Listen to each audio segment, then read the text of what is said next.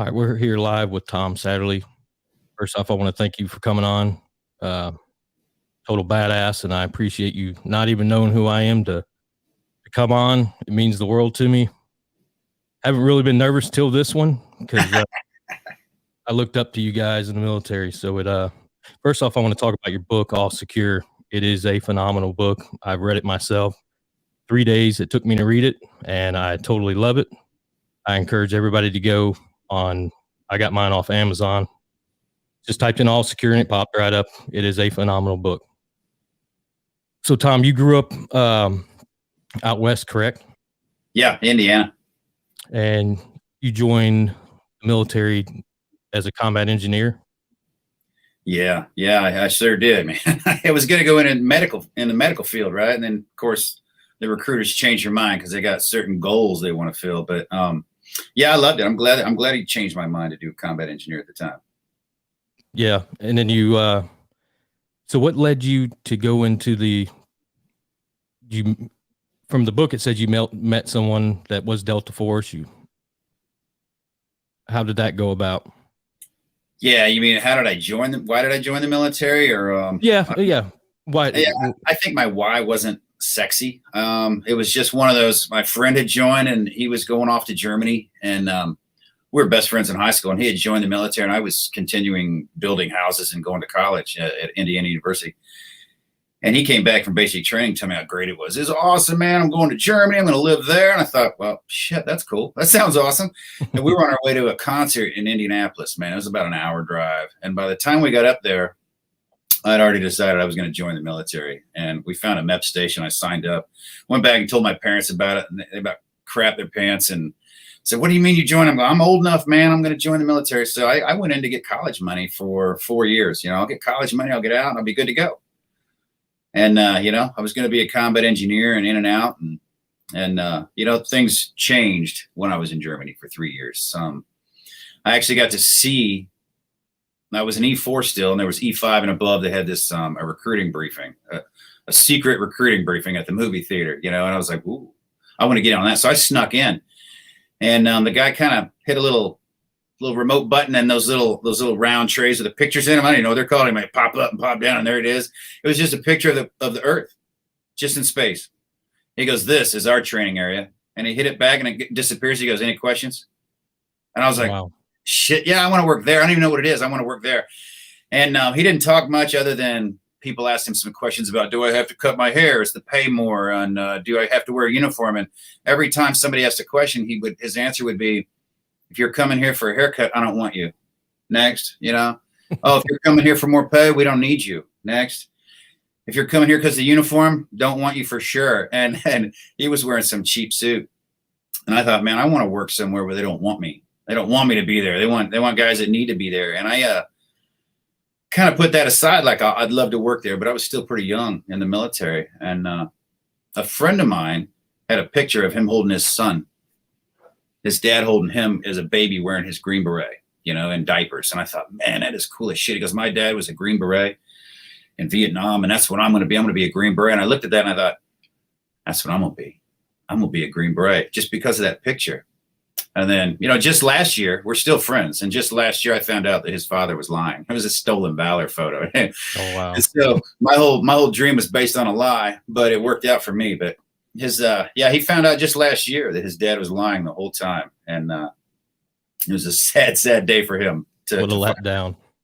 I didn't have that dream of, I'm going to join the military because I'm patriotic, because my family or my, grandfather and father served. It was just one of those, sure, I'll do that. That sounds cool, Yeah, and your first duty station was over in Germany, correct? Yeah. And you got to go to a ranger school, but it wasn't what people in regular Army know it as our ranger school. What was it, German ranger school? Yeah, German ranger school. I think it was called Einzelkampf, or like a one-man army or whatever that translates to. And it was actually in my records for years, it would have ranger training, ranger school. And I was like, this is like 6 weeks. I go, this is not ranger school. Everybody's going to look at me like, what do you have ranger training? And people call me, hey, ranger. And I'm like, no.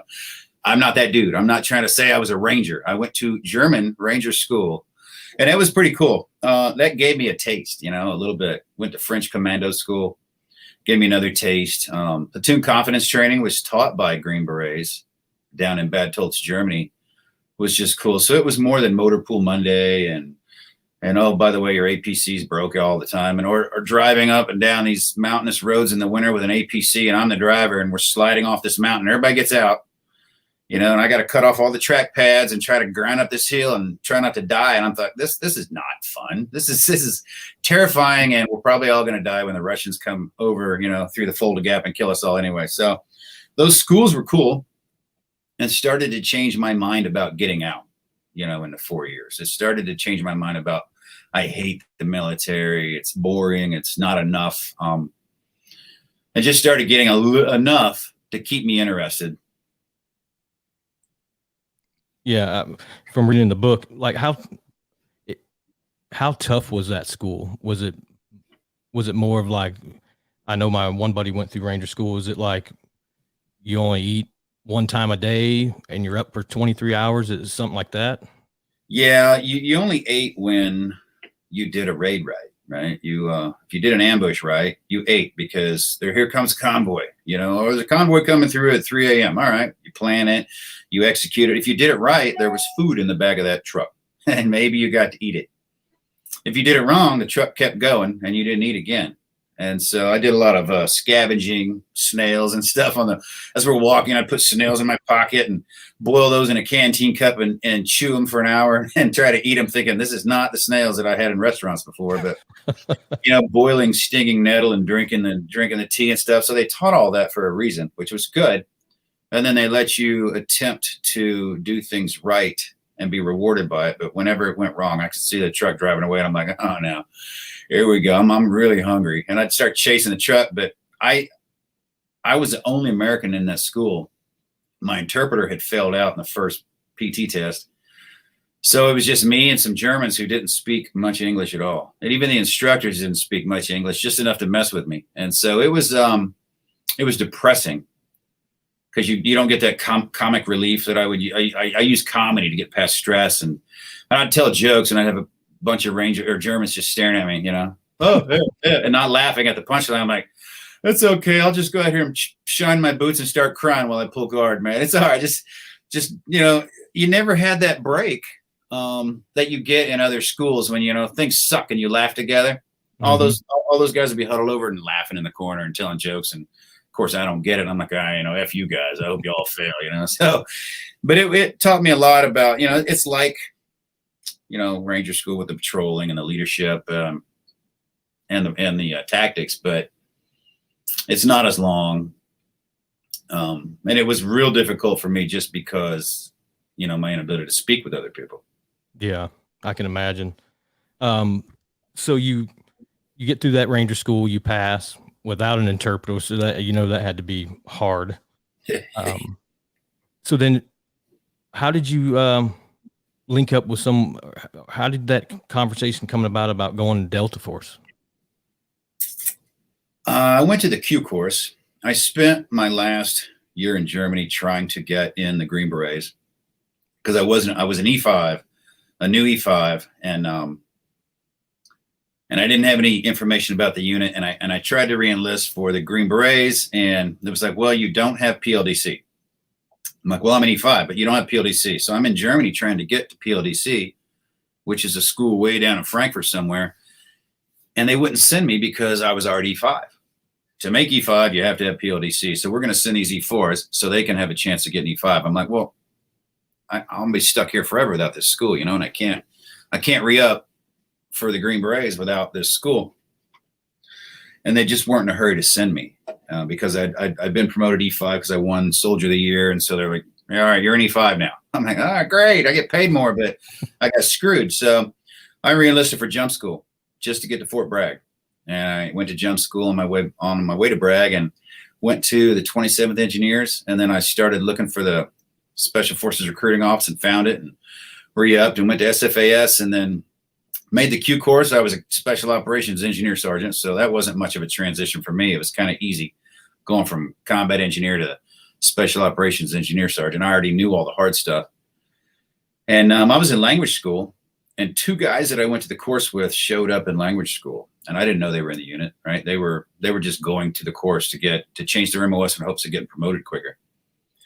And they showed up, and one of them was talking, a good friend of mine, he died, he's dead now, but he said, well, hey, we think you have what it takes. You should call this number. We work in Delta, and you should try that. I was like, what? Okay, yeah, sure. So I called the numbers recruiting office, and they were prepared to come over and gave me a PT test, set up the psychological exams while I was in language school.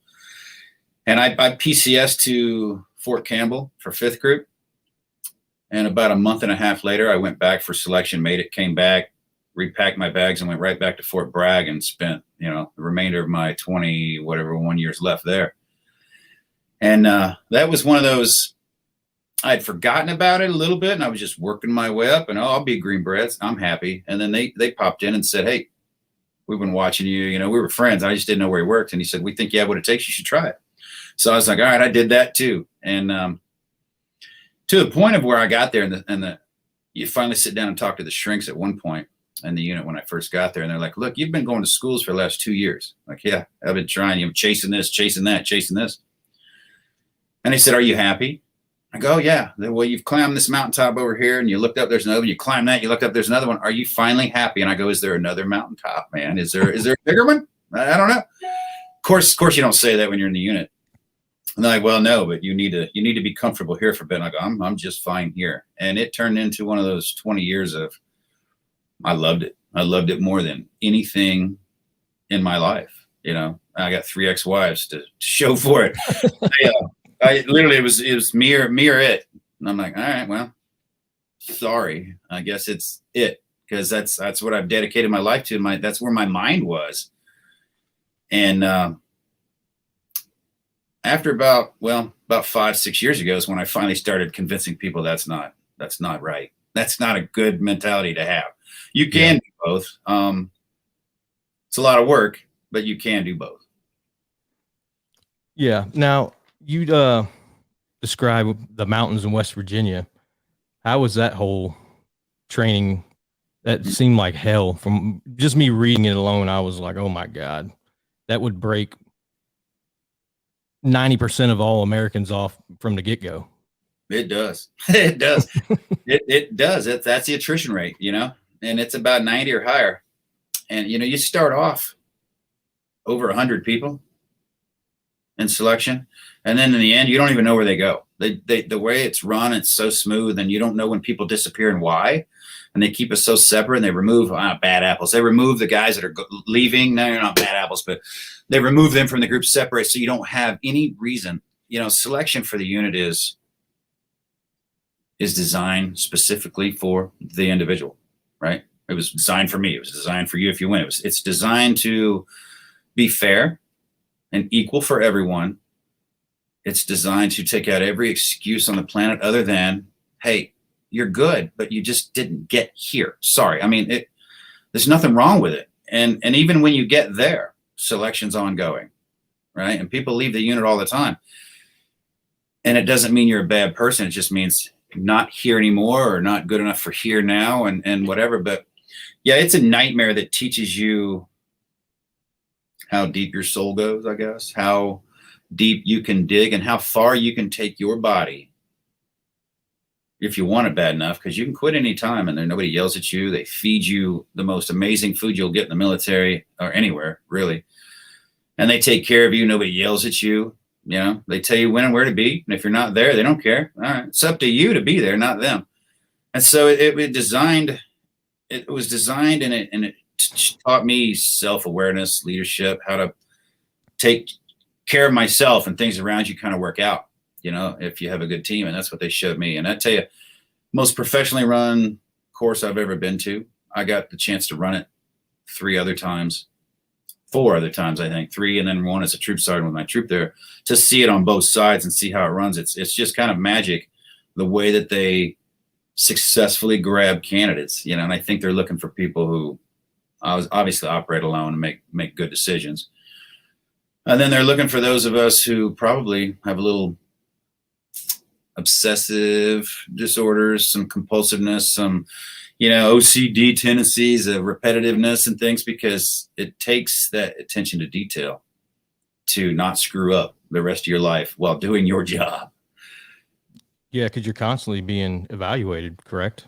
Always, always. It's just selection is an ongoing process. I mean, that's all you hear, and then when I first got there and hey, here's your team leader, hey, here's a new guy from, we picked him, and you feel like on top of the world. My team leader's on his way out to Lebanon to go do security for 4 months. He looks at me, he's like, great, another new guy. You got a lot to learn. And he took off. And I'm like, I didn't get a hug or anything. And it's like, basically, you better show up and you better do what you're supposed to do, because everyone else is doing what they're supposed to do. And it all comes together. And if you don't do what you're supposed to do, you're out of here quick, because we can't rely on that weak link. We have to have nothing but strong links. So it's a self-motivator to keep improving, but it also is what destroyed me, that I'm never good enough. I'm never going to be, I got to keep trying to be better. I got to keep working harder. I'm not as good as anyone else in this building. And until I spent 20 years there, until after, and I started talking to people, I finally learned along the way, everybody here feels like they're not good enough. Everybody thinks when they swipe their card coming in the gate, it turns green and like, oh, thank God, it let me in today, Yeah. Because there's been times that you show up and your guys have shown up and their card didn't work. Oh, hey, your leader's out in the office out here, by the way, wants to talk to you with all your stuff. And oh, by the way, you work somewhere else already, so. Wow. And that's without even warning. Well, you would know. I mean, when you're doing something wrong, and when you get caught, you're like, your mind goes straight to that thing you've been doing wrong. You're like, oh, all right, I get it. Yeah. Okay. Nobody really says much. It's a privilege to be there. Right. So if you blow that, then, you're out somewhere else. Yeah. And at one point in the mountains, you had guys coming your way, you were going one way and you're second guessing yourself. What was that like? And then you almost wanted to give up yourself, didn't you? Yeah, it was like the rest of my life. You see a group of people go this way, you're like, man, I'm not good enough. Mm-hmm. They must be, right? 5 guys can't be that wrong. But I know I just came from that way and my mind can't put it together. How is it we're going 2 different ways and I left first? Now there's 5 coming this way and I know I came from this way, oh, the loop around the mountain that I took. Yeah, I shouldn't have done that. But and I finally talked myself. I said, I'm sorry, guys. I know it's this way. And if I'm wrong, I'm wrong. But I took off and I finally found that trail covered in branches and mountain laurel. And I started beating it back and pulling away so other guys could see the signs. And I just took off. I'm like, now I'm behind and I'm terrified. That was the long walk of terror for me, because I was very sick at the beginning. And I knew I started second. And I knew, and now I've seen 5 guys pass, so now I know I'm way behind and my mind is on time. Like, oh my God, it's all time. It's all time. So I ran a lot of that long walk. I vomited a lot. I went to the bathroom a lot, and and then I got to the end. It was just like, I don't care. Just pull up a truck and throw me in it. I want to get the hell out of here. I'm done. And I never said the words, I thought it in my mind a lot. I wanted to quit a lot, especially on that last long walk. And I just never did. I just kept going and kept going. And I was like, if a truck pulls up, poor me, looking at my boots in the rain, my 120, whatever pound ruck on my back, eating beef stew out of a bag. And I'm like, the truck pulls up, I'm in it. I'm getting in it and I don't care. I want to go home. And the truck could roll on by and I'm like looking away like, oh God, don't do it. And I just never did it. It's a tough course, man. It was, but I went to SFAS too, and that's tough in a different way. That's tough in its own right. And it sucked in a whole new way, in a physical way of, not that West Virginia didn't suck physically, but it was more mental and more by yourself. Yeah. Where SFAS is more teamwork and you can kind of mad at other people and you can kind of push that blame on someone else for being weak, and it makes you feel good. But in selection, when you're behind and you're lost and you're slow, it's all you. There's no one to blame but you.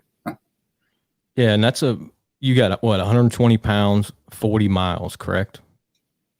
Yeah, you can get up to 120 pounds. I don't remember the weight I had, but you have to have water and food, right? That is over the weight. You can't be under. Everything gets wet. It was raining, so that's soaking up all the stuff. And you start off, I forget what you start off at, probably the normal weight of 45 or 50 pounds. But then at some point during selection, they start adding the 5 pounds. Here's another 5. You keep going up. And then it might be 65 pounds at the start. Now you got to add your water. You got to add your food. And then it starts raining, and then your ruck triples in weight. you got to, certain things you have to take with you, but it'll break your spine, man. It does break your spine down, man. It's just it's a good way to test somebody's, did he prep for this? Did they physically prepare for this up front? Are their feet tough enough? Is their mind strong enough to keep going after you started off with an 18 miler over the mountains after PT test and swim test? You've been hiking in the woods, you've been rucking in the woods by yourself or with a group for a week and a half, 2 weeks with 50, 60 pounds on every day, 6 hours a day. You've done PT in the middle. Oh, by the way, let's finish it up with this long thing, let's see what you got. And I was stupid, man. At the start, guys like, how long do you think you're going to take it? I'm like, well, 4 miles an hour, right? Look at myself, 4 miles an hour, 10 hours. I mean, I'll be done, no time, They're like, all right. I'm like, oh, I didn't plan on beating through the brush and the mountain laurel and the mountains. And I'm already tired and hungry and it's raining and it's miserable. So yeah, that was a long, long walk of, man, I don't know what to call it. Not shame, but it was just doom and dread. And well, you got to be in your own head too, don't you? Like just thinking crazy stuff. I thought so much crazy. I think I cussed out God on the mountain for creating mountain laurel, and I promised the mountain I was going to come back with a fucking chainsaw. I mean, I'm cussing at mountain laurel as I'm holding my compass string. I go to grab my string and pull it, and there's no compass on the end of it. I'm like, the F-bomb came out, the chainsaw came out. God, what the hell? I'm climbing, throwing my ruck, and I found my compass. I was like, oh, okay. Hold back on the cuss words. And I popped out on a trail sooner or later. It was like playing football and going against the defense, just on all fours, lunging through this laurel and throwing my rucksack. And finally, I'm out on the trail. I'm like, what? I don't even know where I'm at. And I just took off running one direction. There was a truck about a quarter mile down along that trail at the top of the mountain. And that was, that wasn't the end, which I thought it might be, because I heard rumors, hey, when you get to the top of this long mountain, man, it's crazy big mountain. And I thought, this is the crazy big one. You're done. And I walked up all happy and, all right, man. He's like, all right, your next RV is. I'm like, F you, brother. I hate you. I took off again, and a long, long route, like 3 map sheets later. You're looking at, take out this map sheet, and you're like, what? Oh, there's one in the middle of those two I got to put together and see my route. And you're like, oh, God, and just that breaks a lot of people of I've already gone this far, and then you got 3 map sheets to go to the end. Or, well, you hope it's the end. Yeah, you hope. Yeah, that's what goes through your head. You never know what's next. You don't know how long you're going any day. You never know where the end is. And so that's easy for a lot of people to quit. Like, there's too many uncertainties for me. There's too many unknowns. I don't want it. A lot of people can't operate that way. And then what's funny, you get to the unit, and most of us are people who don't like surprises. Shit, I don't like. You take those tests. Do you like surprises? I'm like, yeah, I don't mind it, man. You get to the unit, you're like, I don't like any surprises. Let's plan the shit out of everything. But certainly separates those who don't want to keep going past a certain level with those who are dumb enough to keep going past that certain level and see what happens. Mm-hmm. So you get up to a certain area, and there's a rock and 2 guys on there that told you that you had made it. What was that feeling like? I started a fight with them. They didn't quite come up and say, congratulations, Tom, you made it. It was, I'm looking at my feet again, walking up a pipeline. After those 3 map sheets, got to a truck. I'm like, this is the end now. I know it is, man. Your next RV is? I'm like, and it was literally like 800 meters. And I thought, that's weird. That's the smallest, shortest. I was like, screw, I can do 800 meters. Let's go. So I just started, looked at my feet, walking up this gas pipeline. And all of a sudden, I'm going up this hill, and there's this big boulder. And I look up, and I heard Satterly. And I was like, who is that? I've heard blood 2, red 42, blue 36. Not your name or rank. And I heard Sergeant Satterly, and I looked up. It's like, for you, the stress phase is ended. And I'm like, I was like, fuck me. I go, what does that mean? What does that mean? For you, selection is over. And I'm like, no, it's not. No. And then I think it was Dick Davis jumped off the rock, started grabbing my rucksack. I'm fighting with it. No, I'm going. I got it. And finally, he's like, no, it's over. You've made it. I'm like, oh, okay. Now let me take my ruck off and walk me over to fire and start drinking some Blue Vine and having some sandwiches. And I mean, I think I woke up back in the barracks 3 hours later. I fell asleep underneath a 15-pack van seat. I was just out. Woke up and showered, cleaned my stuff off, went back to bed. It was just one of those. And there was like one other guy in the barracks sleeping. And I didn't know where everybody else was. I thought, man, did I not make it? Is this now the barracks of people who didn't make it? But you always doubt yourself. But I wanted to fight those guys when they said, it wasn't congratulations, you made it. It was selection for you has ended. I'm like, it's never going to end for me, man. Not until I've won this thing, Mm-hmm.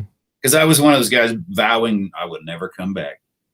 Guys would tell me, you're young, so I'm here for my second time because they told me to go mature and come back. So don't worry about it if they tell you to come back. And I go, screw that. I'm never coming back to selection again, ever. Wow. So I'm glad I made it the first time. Yeah. And then so you get to the unit, and the unit, for a lot of people who don't know, is Delta Force, correct? Yes. That's just the name that y'all use. And so the training that you guys done, the rounds that to do what you guys do, from what you say in the book, is just unreal. So is it every day? How many hours a day do you train? And it's like you got an unlimited amount of rounds that you can just put down range. I mean, because you guys are the best of the best. You know what I mean? Yeah, it's if you're not the best out there, it's because you didn't want to be. The schedule was whatever you needed to do. We would go to work. I literally would get up at 3 a.m. and either ride my bike to work, run to work, depending on where I lived at the time. When I got to work, I'd work out. Once I was done working out, I'd rinse off, throw on a flight suit, and go get breakfast. After breakfast, we'd either shoot or CQB or whatever specialty. I mean, it was, and then 11 o'clock, 10 o'clock, you'd go do PT again, eat lunch. Next, second half of the day, go do what you didn't do that morning that you wanted to work on, and as a team level. And then I'd work out, or I'd, and then ride my bike home, and then wake up and do it all again. And then the training was whatever we felt we needed to work on. It was always shooting with different weapons, always the pistol, because that's harder to shoot than the rifle. Always CQB, over and over and over and over again, different scenarios, always friendly and threat identification. Over and over, because a failed mission is, the terrorists are dead, but also one hostage is dead. That's it, failed. Yeah. Things like we would do things like enter an airplane with congressmen sitting in all the seats and shoot steel bullet traps in between them while running. And to be able to do that, you better do it all the time, and you better do it well all the time, and you always be correcting your training. And then you come together and do troop training, and then squadron training and bigger training. And then you go off and do specialty training like driving or skydiving or climbing. So your days were full because you didn't have enough days, in the year to do it. You didn't have enough hours in the day to do that. So it was always, I felt like we were always playing catch up, trying to do better, trying to be competitive. Yet other teams doing the same specialty. So you're like, well, we're going to be better than you are. We're going to do this and that. And then doing things like, the CT Olympics. So I was always doing extracurricular stuff to try to be better, adding stress to whatever we did, make that part of your training. Oh, yeah, today we're going to shoot on the range. Okay. After you run the obstacle course and then do a mile with cinder blocks in your hands, and you're going to drop them and shoot, and then pick up cinder blocks and run a quarter mile and then shoot. So you simulate stress and fatigue. So when you do shoot, you're shooting stressed and fatigued, and then you still have to hit the X. And then you kind of feel like, okay, so when I'm scared and I'm in combat and people are shooting at me, I can slow down and hit the X versus, doing the and ducking and stuff. Everything counts, because if your buddy gets killed, you've just lost 1/4 of your team, Yeah. And now you're broken down. So you really kind of rely on each other to be perfectionists, which is a myth. But it does get in the way of good. perfection always gets in the way of good or great. Yeah. But we would strive for perfection. Yeah, like in the book, you do one training mission where there's actual real people sitting there, and you're shooting targets, and the guy said something about what if you'd have missed, and y'all said we don't miss. You have to. I mean, that was a congressman sitting in there in a plane, storming through 45, shooting steel targets in between two senators, congressmen. You know, they're looking around like, that was awesome. They all applaud, and then you see one guy like look over and like touch it with his fingers. It's like, hey, hand goes up. Hey, were those real bullets? Like, yeah, they're real bullets. Those are real bullets. You know, we don't ever use blanks. I mean, simunitions came later, so you could actually shoot each other and not die, you know, and feel that too. But yeah, we blanks, we fully believe blanks create bad habits. You know, blanks make you make noise, and then the noise is the battle versus aiming and actually taking well-aimed shots. So we never use those, and we started mixing live with simunition to go force on force, but everybody ducks when you get shot at. It hurts, so you duck and squint. So we have to go back and break that habit with real bullets again, and live, and then go back to force on force again to make sure that whatever tool you're using to become better doesn't become trainingitis to where, you know, oh, you get shot, oh, you got to lay down and die. No, we never train that way. If you get shot with simunitions at the unit, you get shot in the face with simunitions in the unit, you keep driving on, you never die because you can train yourself to die. Seen guys get shot in the arm and start limping, pull me off the line. You're like, dude, you got shot in the arm, use your other arm. Keep shooting. It's right here. It's right here, right? So we would train to never die. And it was almost a joke, you know, I promise I will never die. But yeah, you know, everything we did, we had a thought on, is this trainingitis? Are we teaching ourselves to do something that wouldn't really happen? I'm sure it all it worked because in the book, I mean, you went through some hell, and so when you get to the unit, they're already deployed somewhere, correct? Yeah. And you didn't get to go. I mean, they were always somewhere. Like I said, when I got there, my team leader was on his way out the door. My 2IC, I saw him for the first 4 months. We took off and went training without our team leader. I'm like, where's our team leader? I didn't even realize at the time. Guys go off and do different things until I got pulled to go do, hey, you're going to Algeria for 4 months. You're going to do protection with one other guy. Or, hey, you and another guy are going to go to Pakistan and drive around and see how bad it is. I'm like, that sounds fun, you know, or go down south and do your things down there. But so along with all that, we had missions along the way that weren't war or anything else. It was just kind of prepping the environment or awareness or just staying sharp by traveling the world and blending in and operating with people. But, you know, it wasn't always in the fun places. You know, hey, go to Hawaii and hang out and blend in. I'm like, yeah, I'd love to, right? I was like, go to Pakistan and blend in and see what it's like, see how they like Americans over there, you know? And you come back and your trip report is they don't like us at all. And it's probably suggested we shouldn't go over there in groups of 2 anymore. Yeah. But you learned a lot. You got comfortable doing it. That's crazy. So your actual, which you can talk about whatever you want, and I understand, you know, that was hell for you.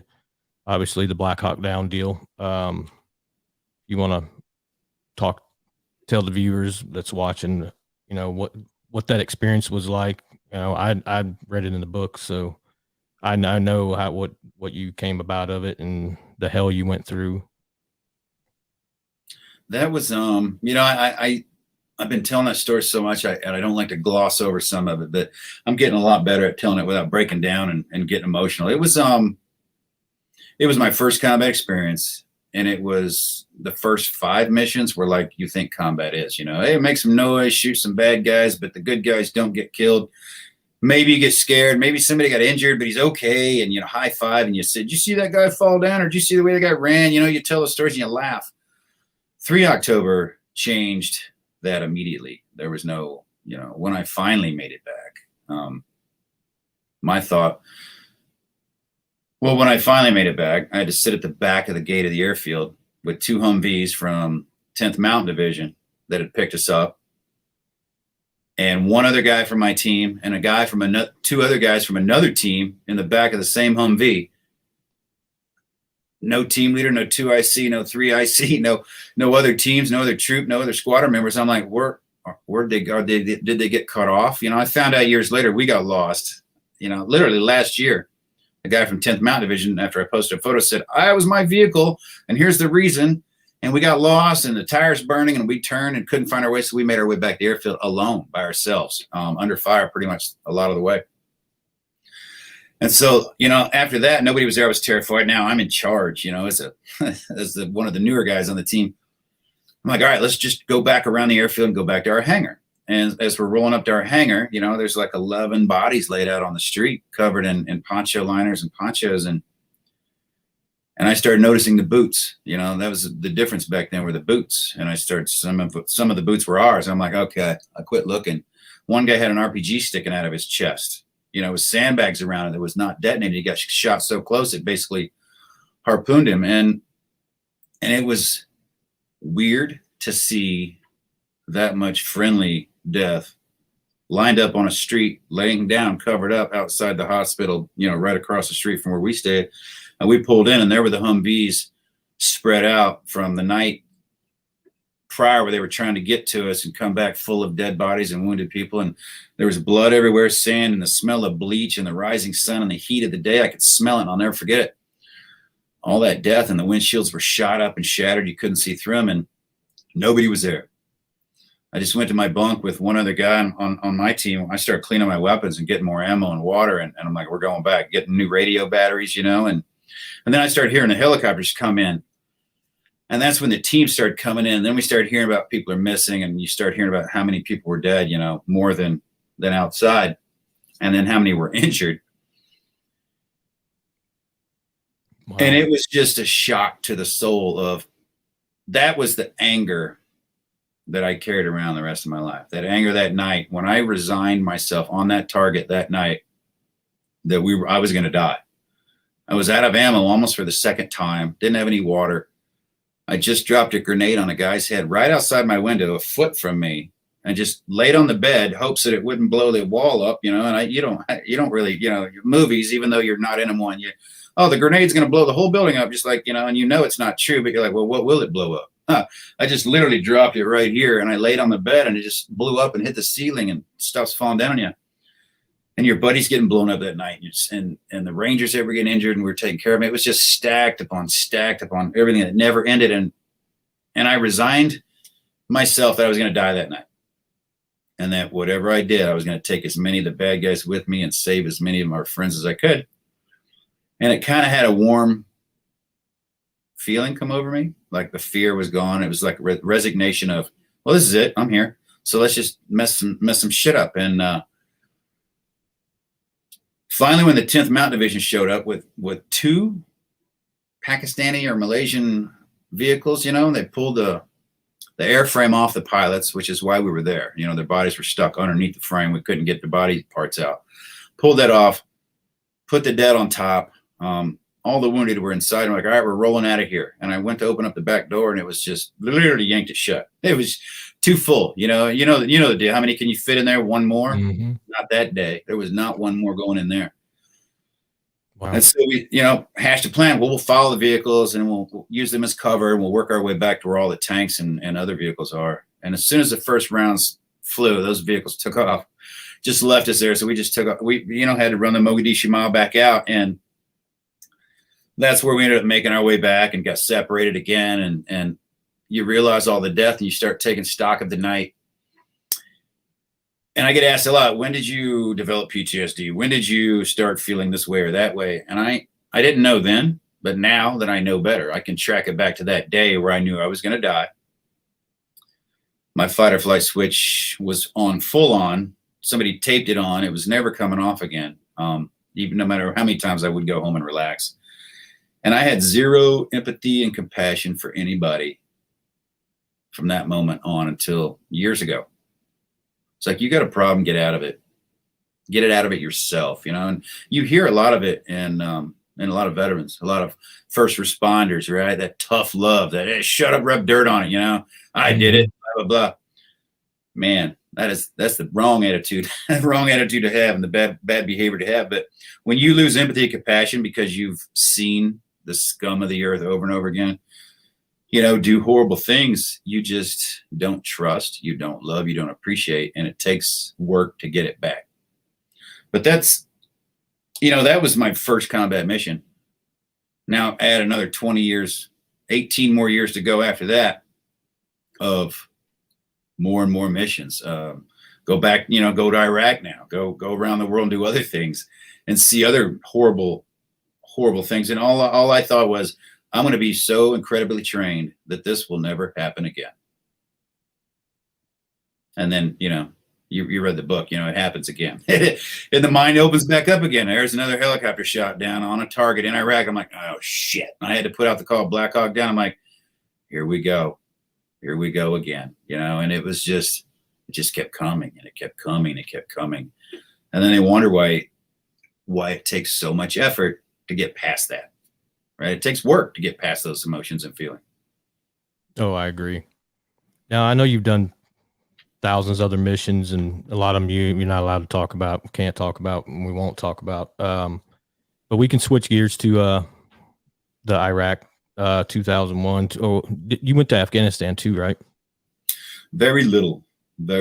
I did some stuff in Pakistan and like smaller stuff around there. Mm-hmm. But by then it was kind of, I had moved up to a point to where it was like, well, other guys are going to go do all that stuff. And by the time that I was in charge of my troop, it was all of us we're going to Iraq, and they had split off. Hey, the SEALs get Afghanistan, you guys get Iraq now. And so that was the bulk of everywhere I got to go. Got you. Yeah. Real funny part of the book. Well, it's not funny, but it made me laugh, was the part where with President Bush, how you told the guys that are going to be pulling security for some Dallas Cowboy cheerleaders. If you want to talk about that kind of cracked me up a little bit. That was fun. Yeah, it was again, Thanksgiving when Bush was making a surprise visit, and one Secret Service agent walked up and was talking to our squadron sergeant major, and they put me in charge of an upcoming visit. And he's like, I can tell you, you can't tell anybody else. And we came up with a plan. I was like, well, I'll tell them it's the cheerleaders. They'll be excited about that. You know, nobody will ask questions. So we did some rehearsals, some practice, and then we're waiting out on Balad, you know, on Thanksgiving. It was like, here come the cheerleaders to support the guys. And here comes Air Force One spiraling down skies. And Tony, the Secret Service guy's like, all right, you can tell them. You can tell them now. And I go, okay. And you think they don't know by now, you know? Said, hey guys, by the way, that's not the cheerleaders. That's President Bush. He's coming down to cheer the boys on, and we're going to pull protection while he's here. And they're like, some of them were like, oh, that's cool. And I was like, that's bullshit. We thought it was the cheerleaders coming, but you know, they were pretty excited it was the president. And that was fun up until he left. And I realized I'd promised him that we were going to give him Saddam Hussein by Christmas. And it was one of those jokes. And then I realized you don't joke with a president. You know, you don't just say things to a president of any country, because they're going to take that like, all right, do it. Yeah. Thank God it happened. But it was one of those, you know how he talks with his little accent in his voice. He's like, well, that'd be nice, you know? And I'm going to talk to these boys now. And, all right, sir. But it was, yeah, they were a bit upset when they found out it wasn't the cheerleaders coming in. But, you know, when you can't tell your guys who's coming and you want them to take it serious, you got to give them something important to practice on. Absolutely.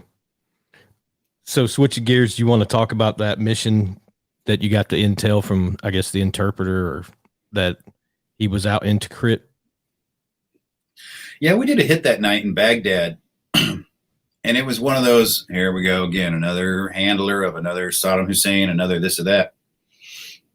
You know, I'd gotten to the point of like, yeah, okay, whatever. You know, sure, it's a Saddam Hussein hit, you know. We rolled up on this target in, I don't know, northwest Baghdad maybe. And I rolled in. It was kind of uneventful.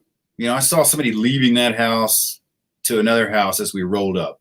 I didn't know it was that house. It was in that area. Cleared the house. Nothing remarkable. And then we started taking fire from the opposite direction than we came in from. And I'm thinking, why would anybody take pot shots at us? We got these vehicles. I always brought tanks and Bradleys with us and put them out just in case. Why would you do that? It's like, you know, it's not cornering cars. You're actually trying to take a life, and they'll come get you. And it just kind of occurred to me, like, why are they doing that? Are they trying to draw us out? Is there something going on? And maybe it was, maybe it wasn't. But I told one team, I said, hey, I saw some stuff happening. I saw a guy head down to this house, like the fourth house down, the gate's this color. They went down there and did their thing and then came back with one guy who they almost killed. They cleared the whole house, got to the upstairs and flipped up a mattress. And there was a guy with a plastic AK holding it under. And, you know, they almost killed him and didn't. Brought him back, told me what happened. I talked to him for a little bit, didn't get much out of him. And so I sent him up to the professionals in Balad and went to bed. And hours later, they came back, woke me up. Hey, we got some leads, you know. I'm like, sure we do. Here we go again, you know. How about you let me get a full night's sleep, and then we'll talk about this. Like, no, we need to start planning. So, phased it in. You know, I looked at it for a bit, and then woke up the team leaders, and then they ended up liking it. So we woke up everyone else and went up to the crit and divvied up sections. There was a house in town, and there was a farm. The farmhouse, you know, fish farm land with a little shack down off a road, which had been hit the night before, I think by the fourth ID and been looked at several other times. We found out later, and nobody ever found anything. And since the other troop was in Tikrit and that was their area, and we were out of Baghdad, they got to pick the target, and they picked the fish farm area and sent us to the house in town. And fourth ID kind of did roadblocks and surrounded the town just in case and set everything up like normal, like it was going to be a normal thing. And we rolled in at the same time and hit it. And I ended up finding out that, okay, this is the cook. This is Saddam's cook. You know, this is the freezer's got tons of fish in it. He's faking a heart attack. He's, you know, and he's got kids everywhere. It didn't make sense that it wasn't correct. And you just had that feeling. And he finally started to admit some stuff. And I'm on the radio. Hey, listen up. I'm going to take this guy to the front. He's going to point left or right, and we're going to drive, and we're going to get Saddam Hussein. They're like, no, return to base. I'm like, no, listen, you don't hear me right. I'm telling you, this guy's going to take us, and I'm going to do it right now. They're like, return to base. So I'm pissed off, cussing up a storm. And I end up back in one of the palaces in Tikrit where the other troop was living. And my squadron sergeant major's like, hey, let me show you something, man. Took me to a back room, opened the door, and there he was sitting, right? There he was sitting all handcuffed, looking up. I got photos of him. He's got leaves in his beard, looking like dirt. I just looked at him, and I go, that looks like my dirty Uncle Fester, you know, or something. I guess it's not the president of Iraq. Look at him. And he just literally spit at me, and it just kind of hit me. And it was just a little plastic table between us, you know. And I just envisioned just leaping over and just knocking him out, you know, and just one of those things I looked at. I'm like, that's all right. You'll be dead soon. You know, I just turned and walked out and took our videos as they paraded him out, put him on a helicopter and flew him away. And it was one of those, as we drove back to Baghdad, hoping we didn't get hit with an IED, you know, thinking like, oh, we just caught the president of Iraq. Yeah, we should be celebrating. I'm in the back like, oh, we don't get blown up. Yeah, for real. Thinking, well, next, right? It really doesn't change much. Well, I think a key thing that you've done, and I sorry to cut you off, was when he had to walk between each one of your men. I think he went to hell with that. You know what I mean? Yeah. And that's badass. It was one of those where I wanted a video, I wanted a photo, well, be disrespectful. I'm like, well, put a hood on him and put us all behind him, take it off, snap it, put the hood back on. He won't even know we're there, you know, and blah, blah, blah. I was like, no, we can't do that. So we got to parade him out right through everyone who got their own things and took their own videos and did their own stuff. So there's guys have their own mementos of that. And he got to, and you can see it in his face in a lot of our pictures. You can see it. It's just not a happy man, of course. You know, you get a narcissist like that that's done what he wanted his entire life. And now he can do nothing more than what you let him do. It's a big wake up call. Oh, I agree. That when I read that part in the book, I'm like, that's just fucking John Wayne shit there, man. That's badass. No, I'll tell you, that book just captivated me. I couldn't stop reading it. But y'all end up getting Saddam before Christmas, which was really cool. So you said you shouldn't have done that, but it's cool. It all worked out for you. Thank goodness. It made me look really cool. I got a letter from President Bush last year. Really? I think it was last year. might have been the year before. My wife was taking pictures of it. We're going to post this and this will be awesome. And I started pulling out a little piece of paper and inside and it said, do not use this for reproduction. Do not use this as an endorsement. Do not post on social media. I go, delete that baby immediately. Yeah. So it was pretty cool.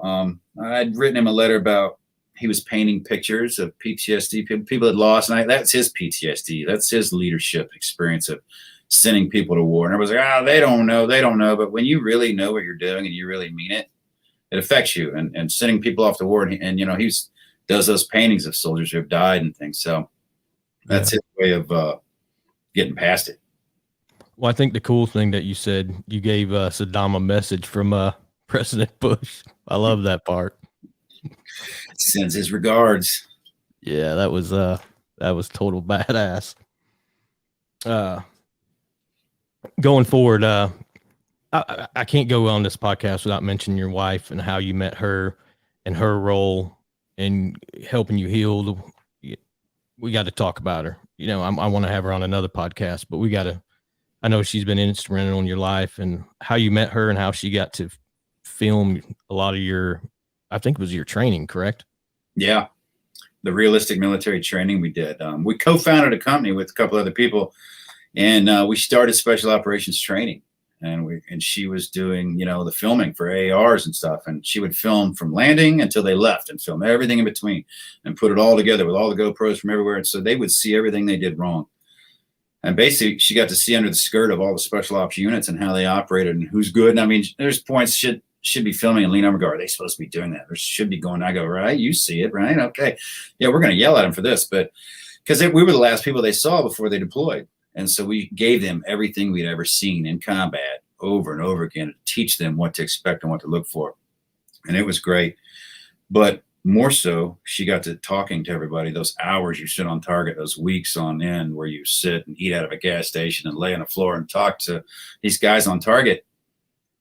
And it just kept coming up the same, you know, my family, my life sucks, this and that, and death and drinking and chasing women and booze. And she said, well, you're all fucked up. You know, you guys need some serious help. And you think this is normal. And we all thought it was normal. And she was the outsider coming in and just stood there and watched it without judgment. And then finally eventually people started flowing and talking to her and talking more and more. And she saw how I was still a train wreck. You know, I'm still living in the middle of the train wreck world. And it looks normal to me. And, you know, once I started changing and shifting and getting healthier and feeling better, and then people are like, what are you doing to him? What's going on? And then she's like, we need to start, you know, a foundation. We need to get out of this training to go to war and start doing training after war. And I'm like, yeah, you know, I don't even know what you're saying right now. She's like, tell you what, I'm going to pull myself out of this because, you know, sweet Jen can't handle this anymore. She started building the foundation, All Secure Foundation, while I worked to make money to eat food, you know, and pay the bills, and built it up to where she could bring me on full time. And that's what we both do now, is just help people with this. I mean, her book is better than mine.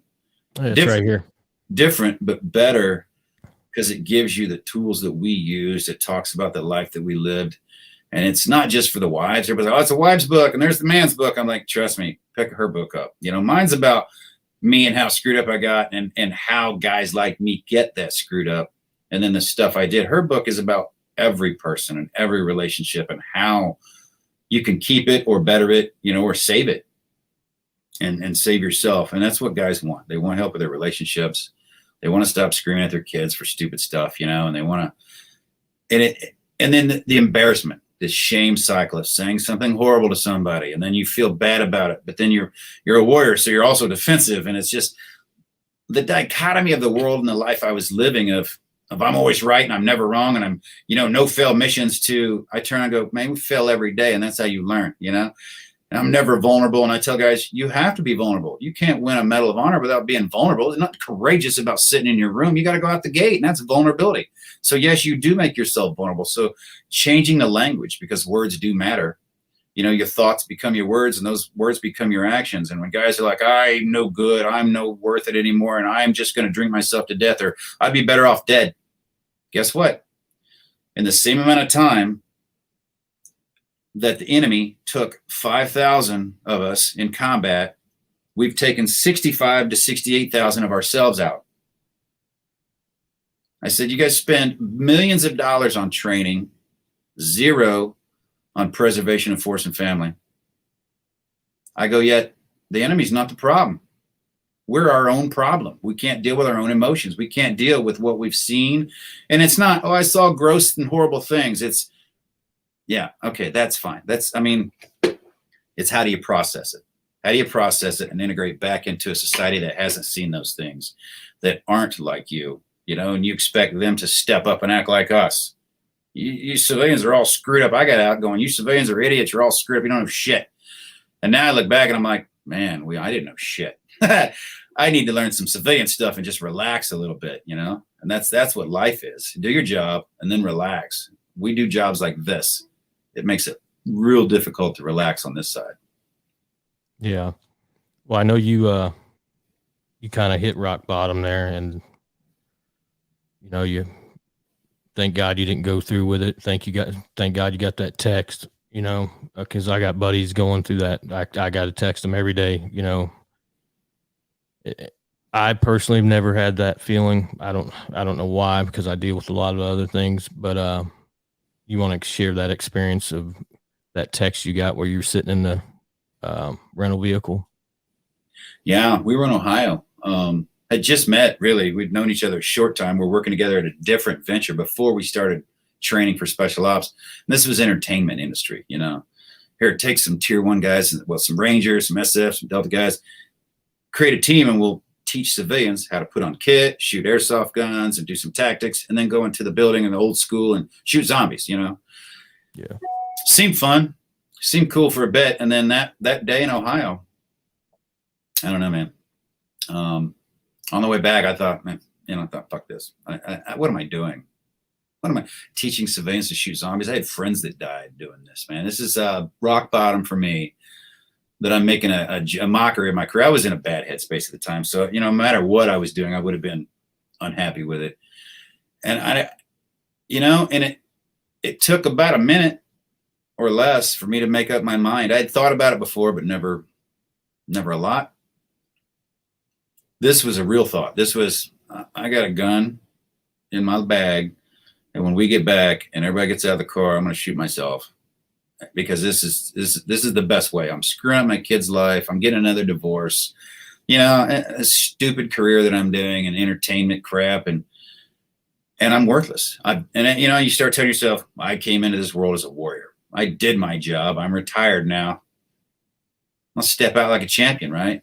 Used to make jokes about Halo, skydiving. What if your chute doesn't open? Oh, I'm going to track and fly through something cool. I'm going to land on a building or on a roof of a car. We joke about how we were going to die. And that day, within a minute, I'm like, that's it, man. That's it. And as soon as everybody got out of the car, I remember my 2 friends jumping out. Let's hit the bar. I'm like, I'll see you down there. Jen got out. She's like, you all right? And I'm like, oh, yeah. I didn't even notice I was acting differently. I said, I got to make a phone call. I don't know. Yeah, I'll make a phone call. I'll be down. She kind of gave me that look and then left. I sat in the car, and it was a couple of minutes even. And I thought, I feel sorry for the rental car company, because this is going to be gross. And then I thought, do I put it in my mouth or the side of my head? And I started thinking of I don't want to screw it up. I don't want to do it wrong. I don't want to be maim myself and have somebody have to take care of me. That's even worse than I am now. And I put the round in the chamber, and the phone's buzzed twice, and it started buzzing more and more. And I finally picked it up, and I looked at it, and I saw, you're late. I didn't even read the other text at the time. And I thought, I'm never late. Nobody calls me late, right? Immediately back to, I'm never late. Cleared my weapon, put it away, and went running down there like, hey, what's up? What am I late for? It's like, oh, no. I just meant we were supposed to meet here. We sat and talked the rest of that night. And she still didn't know what I had done until a couple months later when I told her, and she had a heart attack. And that's kind of was the start of, all right, this is a bit rough life, right? And then we got into the training world. Then she started seeing other people. It's not just Tom. It's not just this one guy. It's everyone. Everyone thinks they're alone. Everyone thinks they're weird. Everyone thinks they're different, and they're afraid to talk about it. But they all think the same thing. you know, to where when guys finally call me now, I go, welcome to a bigger family than you thought you were part of before. You know, this is the family of the misfit kids who are trying to make it right again or something, whatever you want. But we're all struggling to feel worthy, good enough, you know, but we've all been at our A games before, man. And now we feel crappy again because we're not doing that. We try to readjust, you know, get people's thinking to, well, be great at something else now. That's gone. That's a young man's game. That's a short-term game, man, is what it should be. But make something else great. If you did great once, you can do it again. It's something else, right? Just it's focus. Yeah. I don't even know. I can't even relate to it, to be honest with you. I just know what I read, and it kind of touched me, you know, because I got buddies that are thinking that, and I call them on a day-to-day basis, either text them or call them like, hey guys, what's up? You know, I love you guys, you know, and a lot of people, oh, that's weird. No, it's not weird. You know, these guys you went to war with, and they are your brothers. You have a bond that no one else in this world has like that. And for me to tell another man that I went to war with, that I love him, it's not weak, you know? Isn't it funny? People jumping up and down for rights for men to love each other. Right. And then when a man says, I love you, it's like, what are you doing? It's like, what is it, man? Are we supposed to love each other or not love each other? Because you're right. I see warriors, pipe hitters running around, guys that have killed people and, you know, and seen horrible things, hug each other, say, I love you, man. I love you. I love you too, man. On the phone and stuff. People are like, whoa, oh, what's going on? Like, what? I don't even think it's funny. Like, what? What are you talking about? Well, you've never done anything important enough that you actually love the person you did it with, other than one marriage, you know, that's it. Your mom. You only love two people in the world, your mom, your wife, and maybe your kids. No. All these people right here would have died for me. I would have died for them. Yeah, I love them. Yeah. Yeah. And then you and Jen finally get married in Savannah, which I used to live in Savannah, pretty cool town or city, whatever you want to call it. I used to go to Wet Willie's. I don't know if you've been to that bar. Really cool place. But you got married on Tybee Island. I used to go there, and then, you know, the night didn't go as well as planned, and you can talk about it. You don't have to talk about it. It's up to you. And that kind of is like what started this whole process for you guys. Yeah. You know, when you deny everything along the way, you know, you're screwed up. Nah, ain't that bad. You need some help. Yeah, sure. I'll get some help. You know, it's like us guys never go get help until the wife's walking out the door. Okay, baby, let's go to counseling. You've been talking about it for years. Come on back. Put your suitcase down. Let's talk about counseling, right? It takes that when you don't want to miss something. It took my wedding night to start out in divorce. You know, I joke. People are like, how'd you guys meet? We started out in divorce because we had it rough. Our dating lives were rough. We loved each other. But man, I was rough. And the wedding night was another drunken night for me, right? I mean, when you're getting married for the fourth time, it's not, is it a special night? Sure. Is it a special night when you're drunk and it's your fourth time and you're just hanging out with your friends again and you went and got married on the beach alone and now you're drunk? I didn't plan it. I just was talking. We didn't dance. She had her vision of wedding night. I had a vision of, we got married. Now we're partying. I wasn't here again, and ended up in an argument, screaming, yelling, blah, blah, blah. I passed out, woke up the next day. I'm like, that wasn't good, was it? You know, the broken makeup containers where I'm throwing stuff and I don't give a shit. I'm the man here, blah, blah, blah. Wedding night. My wedding night, man. Wake up the next morning, have to talk about, well, maybe we haven't even turned in our paperwork. So really we aren't married legally. We're married, but Monday I got to turn it into, you know, the Savannah, whatever. And hadn't turned it in yet. So we could easily not be married. And that was consideration. And we sat and talked. She flew back to St. Louis after, and we worked through it. You know, we worked through anything after that. And that's when I started to get help. Like, okay, all right, I think that next weekend, anger management. I was in anger management immediately, which was just a symptom of PTSD. They told me I had PTSD. I'm like, no, I don't. I was told I didn't, you know, well, you do. I'm like, no, I don't. I'm just angry. Okay. All right. Sure. So that's what you are. Finally got past that, get past the anger a little bit where you blow up all the time and you don't listen. So I started listening a little bit, a little more help, started different modalities. I mean, we were winging it in the beginning. And that's when we, we determined it was so hard to get help for me. And she was trying everything that we wanted to make it easier for other people to get help. So that's how we started, as the foundation of just helping people find what we found and better ways to go get help that you might need, to where we started really studying and understanding things. I mean, Jen went to school to be a health coach and learned about diet, nutrition, and how that affects everything. And man, it just kind of all started coming together. But it's, when you take out a jackhammer at rock bottom and keep going, like I'll tell you when I'm at rock bottom, it's just denial.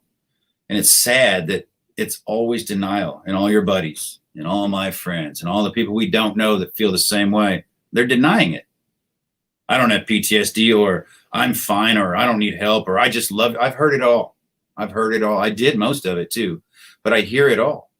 My dad drank. I'm Irish. I'm supposed to be a drunk. It's always going to be this way. I'll never be anything. And like, man, you keep saying that and you will never be anything, because you'll believe yourself more than anybody else.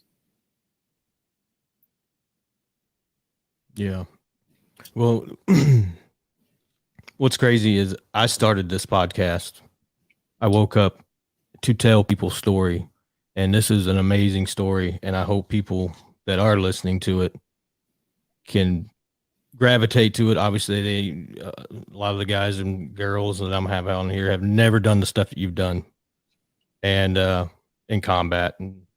But hopefully they can take something out of this story, because it's amazing, and purchase that book, because it is both of them. I'm halfway through Jen's right now. I was trying to read through it, man, but not the fastest reader, not the best reader, but I'm trying to soak it in, and learn from it, because actually what she's talking about in that book is what I am going through. And I'm like, wow, I do go from 1 to 100 in a split second over the dumbest stuff. Like my little boy has a high pitched scream, and it just drives me crazy. Is it one of those, hey, I'm like, yep. Man, like that. I all the time. People I talk to all the time. I literally just got a Stellate shot this week, and so did Jen. We went up to Chicago and did it together. Hers for secondary PTS and childhood trauma. Mine for PTS, and also did the childhood thing. We did both sides of her neck, had her brain scanned in a 2-day period. I haven't seen him yet, but I can't wait to see him. The doctor's like, your brain scans are miraculously different in a 2-day period. I mean, I woke up. They didn't even knock my wife out. We did it 2 different ways. She did it without being put under. I was under twilight because of those reactions, that instant. I grip my lips when I even talk about it, because I feel it. I know it. You walk in and that chaos, and just something happens, like bam, you go right off, because that's what we do. We dominate, get on top of it, and then figure it out. And then everything's okay, but it's not okay, because you just went off on everybody, right? Yeah, everybody seems to live in, I wouldn't say fear, but just like, what's going to happen today? I that's how I feel they feel. Eggshell syndrome. Everybody's like, what is that? Secondary PTS. And it was like, what's secondary PTS? And people don't even know about it. It's like, well, when your spouse comes home and you don't know how to talk or act, and if you say a certain thing, or if it's a birthday or Christmas, everybody be nice. Are you preempting everything with, hey, you don't have to do this if you don't want to? But I go, why would you ask me that? You realize they're walking on eggshells, because you're going to blow up, and nobody wants to do that. Nobody wants to deal with that. That Stellate shot. And I asked the doc before I went, what's it like? Well, so if a child spills milk, you don't act like someone crashed your Ferrari. And I went, oh. He goes, sure, you might get upset about the milk. Sure, you're still going to have emotions. I'm to the point now of I'm afraid it'll go away, right? Like I woke up and started crying. I was put under twilight. So my wife's took 5 minutes. Mine took 15. They knocked me out just to sleep, jab you in the neck, numb your stellate nerve, put it to sleep, reset it basically, because all that fight and flight just there, ready to go all the time. I woke up. He goes, how you feel? Okay, here's a funnier story, the real story. I don't remember this part, but when I woke up in the room, apparently I didn't know where I was. And I was screaming at everyone in the room, I'm going to kill every motherfucker in this room. What are you doing to me? Did I get shot? I was strapped down because, they're putting a shot in my neck, and they don't know what a veteran's going to do. And they're trying to calm me down. My wife finally calms me down from the other room, and That was the first shot. The second shot, I woke up and was like all happy and stuff, right? Like, hey, everybody, we're in Chicago, right? All right. Different reactions of waking up when I'm not even aware. But when I woke up and he said, how you feel? I started crying. It was like a lead blanket. The thick air was gone, that I'm in trouble for something, I'm late for something, or the other shoe's going to drop, or what did I do now? You know, that all that went away. I felt good. I felt, I don't know how to describe it. I say normal, but I don't know what that means. You know, that's different for everybody. I don't have that. My wife drove from Chicago home, from downtown Chicago. I normally would have choked her out 35, verbally choked her out 35 times just getting out of Chicago for the things that were happening with cars and this and that, and not going fast enough. And why don't you pass this car? Why are you behind this big, I just sat there in the car watching her drive. Now my mind was saying, well, you should do this or that and whatever. You're driving, right? I mean, I'm not saying these things, and almost getting a wreck and other things that have happened since then. Taking selfies. She said in Chicago, she's taking 2 or 3 selfies. After about 2, I'm like, what are we doing? What are we doing? She took 25 on purpose because I didn't say anything after 2 and I didn't know it. She kept going, a little more. I go, okay, what do you need? No. I stood there for 25 selfies and didn't get upset. And she brought it to my attention. I went, wow. And every day since that shot so far, I'm having, man, I can't wait to get out there. It's the first I've talked about it on your podcast. I haven't put it out yet. We haven't even put it together what we say yet, but way too amazing. I've said some things about it, and my wife put a little bit out about what she went through with it. And wives are like, I want the shot. I want this. I mean, they're giving them to tier 1 units now, and their wives are calling the asshole shot. But when you get the shot and you go back to war and then back, you're going to need the shot again. It resets it. But if you go back to it, it's back on again. You obviously need your fight or flight. So I tell you what, it's been a life changer for me so far, and we're going to start putting out what happened with it and how I feel about it and how the wife feels about it. Because when you're in a good place, you can get to work on some other things that you never were ready to work on before. It's not the one gunshot. It's not the one and everything else is okay. You still have other stuff we're going to do, but man, I'll tell you what, it has curbed a lot of that. Step on a toy in the middle of the night, freak out about it, and it's now you step on a toy and like, God damn it. You kick it out of the way and you keep going. Yeah. And I know a lot of people are like, this dude was a Delta Force. How could he have PTSD? Well, how the hell could you not? You know what I mean? Anybody. That's the funny thing. It's not reserved for veterans. It's not reserved for special ops. It's not reserved for anybody. I mean, you could get it in a car wreck. You can get it based on training, who you are, your level of what you've been exposed to, how much you've gone through it, complex PTSD over and over and over again versus one incident. It's so different.